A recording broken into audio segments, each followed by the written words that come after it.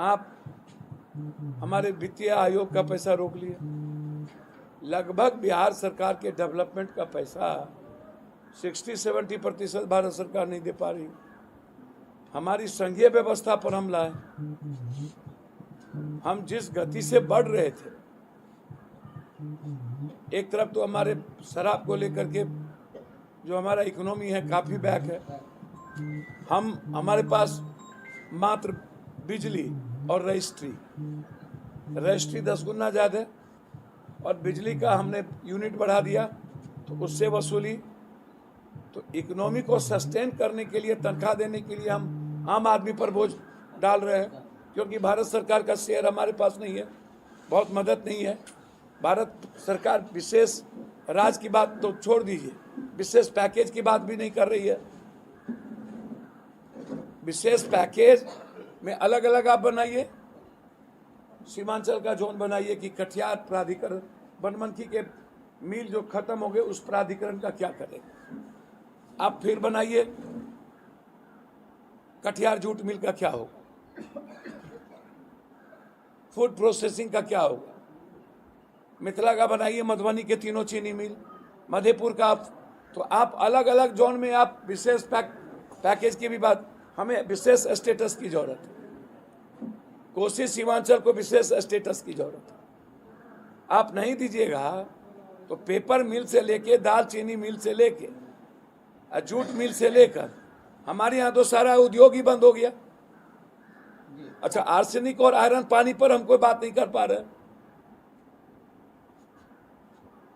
जो सबसे महत्वपूर्ण है हमारे लिए वो है आंगनबाड़ी में एक भी घर नहीं है,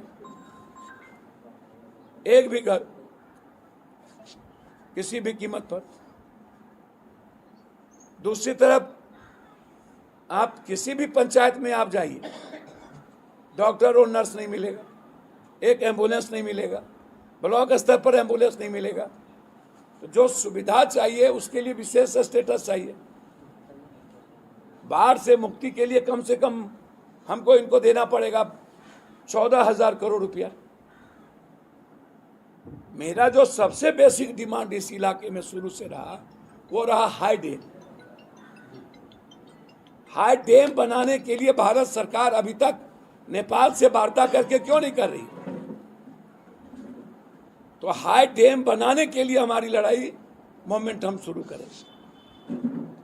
हाई डैम जब तक हम नहीं बनाते और फरक्का और कोसी के बैरेज का हम नवीनीकरण या चौड़ीकरण नहीं करेंगे तब तक वो मेरे लिए अभिशाप है। उसके लिए हमको विशेष पैकेज चाहिए। मक्का, मखान और दूध के लिए हमको फैक्ट्री लगा पाए, जो हमारे लिए वरदान है। कोसी सीमांचल में मक्का और मखान और दूसरे तरफ दूध, इसको नहीं है। रोड की बात तो छोड़ दीजिए, अब तो गांव घर की रोडें जर्जर होने की स्थिति आ गई। जो रोड में हम काम कर रहे थे उसमें पैसे नहीं आने के कारण रोड नहीं बन पा रही है। जो हमने सारी रोड लाई थी 2014-19 के बीच, जिसमें गडकरी जी आए तो उन्होंने कहा कि ये सारी सड़कें पप्पू यादव की लड़ाई के कारण हम आज सब उद्घाटन यही शिलान्यास किए थे। वो जितना रेलवे हमने लाया था, हम सफर से लेकर के सबको लगभग बंद कर दिया कोरोना के बाद। तो आप देख क्या रहे, ना सहरसा को एम्स दे रहे, ना अभी तक पूर्णिया को आप एयरपोर्ट देने की बात आपने की। सहरसा एम्स दरभंगा में जमीन अधिग्रहण हुआ ने पीएम साहब कह दिए कि एम्स खुल गया।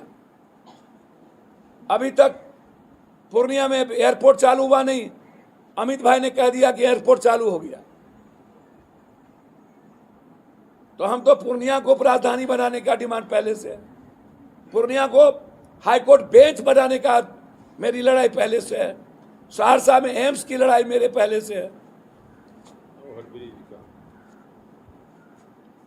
कुर्सेला में हम शिलान्यास किए थे रेलवे को, हम और रामविलास जी। कुर्सेला से रुपौली, रुपौली से बड़ारा, भवानीपुर, बड़ारा, बिहारीगंज, मुरलीगंज होते हुए सीधा भीमनगर। वो लड़ाई मेरी बहुत प्राथमिकता है। तो आप तो बिहार को ही सौतेलेपन के व्यवहार से देख रहे हैं। अब बिहार में कोसी सीमांचल मिथिलांचल ही तो और भी सबसे ज्यादा पलायन कोसी सीमांचल का ही ना है। तो हाई डैम मेरे लिए इंपॉर्टेंट।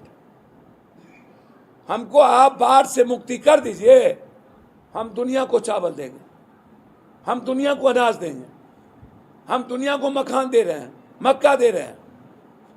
डेनमार्क से ज्यादा दूध पैदा करने की क्षमता मेरी है। 2 फैक्ट्री खुली थी, एक गुजरात में, एक मधेपुर में। मधेपुर की फैक्ट्री बंद हो गई और उस पर कोई चर्चा तक नहीं। फारबिसगंज में राजीव गांधी जी आए थे, जूट मिल की स्थापना की बात की। हमारा 7 यूनिट जूट मिल बंद हो गया कटिहार में।